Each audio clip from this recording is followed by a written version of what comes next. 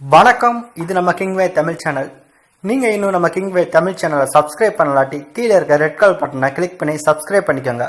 பக்கத்தில் இருக்க பெல் ஐக்கானை கிளிக் பண்ணிட்டீங்கன்னா நம்ம போடுற வீடியோஸ்லாம் உங்களுக்கு உடனே நோட்டிஃபிகேஷனாக வரும்.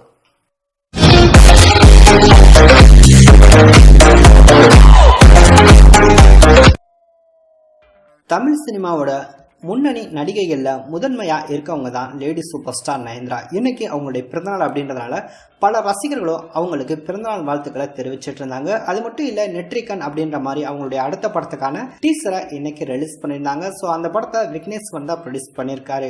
இதற்கிடையில கடந்த தீபாவளி திருநாளை முன்னிட்டு நயன்தாரா அவங்க நடிச்சு வெளிவந்திருந்த மூக்குத்தி அம்மன் படத்தை RJ பாலாஜி இயக்கி அவரும் நடிச்சிருந்தாரு. ஸோ இந்த படம் ஹாட் ஸ்டார்ல நேரடியாக OTT தளத்தில் வெளிவந்துருந்துச்சு. இந்த படம் வெளிவந்து ரசிகர் மத்தியில் நல்ல ஒரு விமர்சனத்தை ஏற்படுத்தி கொடுத்திருந்துச்சு. அது மட்டும் இல்ல, லேடி சூப்பர் ஸ்டாரா நடிச்சிருந்த நயன்தாரா அவங்களுடைய நடிப்பும் ரொம்பவே பாராட்டுற வகையில இருந்துச்சு. அது மட்டும் இல்ல, RJ பாலாஜி அவருடைய நடிப்பும் வெகுவா ரசிகர்களை கவர்ந்திருந்துச்சு. அவர் பண்ற சின்ன சின்ன காமெடிகளும் ரசிகர்களை வெகுவாவே ரசிக்க வச்சிருந்துச்சு. மேலும் ஊர்வசி அவங்களுடைய கேரக்டரும் ரொம்பவே ரசிகர்களை திரும்பி பார்க்க வச்சிருந்துச்சு. ஸோ சூரரை போற்று படத்துக்கும் இந்த ஒரு படத்துக்கும் ரொம்பவே ஒரு டிஃப்ரெண்டான ஒரு ஆக்டிங்கை ஊர்வசி கொடுத்திருந்தாங்க. இதனால நல்ல ஒரு வரவேற்பு பார்த்தீங்கன்னா ஊர்வசி அவங்களுக்கும் இருந்துச்சு. ஒட்டுமொத்தமா இந்த ஒரு மூக்குத்தி அம்மன் படத்துக்கு ரசிகர் மத்தியில நல்ல ஒரு வரவேற்பு இருந்துச்சு.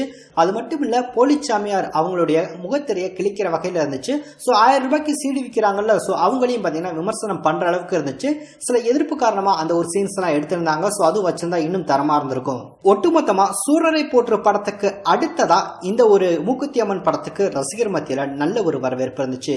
அது மட்டும் இல்ல, இது வரைக்கும் ஹாட் ஸ்டார், அதாவது டிஸ்னி ஹாட் ஸ்டார், அதுல வெளிவந்திருக்க படங்கள்லேயே தமிழ் படங்கள்லேயே முதன்மையான ஒரு சாதனையை பார்த்தீங்கன்னா இந்த ஒரு மூக்குத்தி அம்மன் படம் படைச்சிருக்கு. இது வரைக்கும் வெளிவந்த தமிழ் படங்கள்லேயே இந்த படத்தை தான் ரசிகர்கள் அதிகமாக பார்த்துருக்காங்க அப்படின்ற ஒரு அதிகாரப்பூர்வமான தகவலை டிஸ்னி ஹாட் ஸ்டார்ல இருந்து அபிஷியலா அனௌன்ஸ்மெண்ட் பண்ணிருக்காங்க. இதை கேட்ட மூக்குத்தி அம்மன் படத்தையும் தற்போது ரொம்பவே குஷியா இருந்துட்டு இருக்காங்க.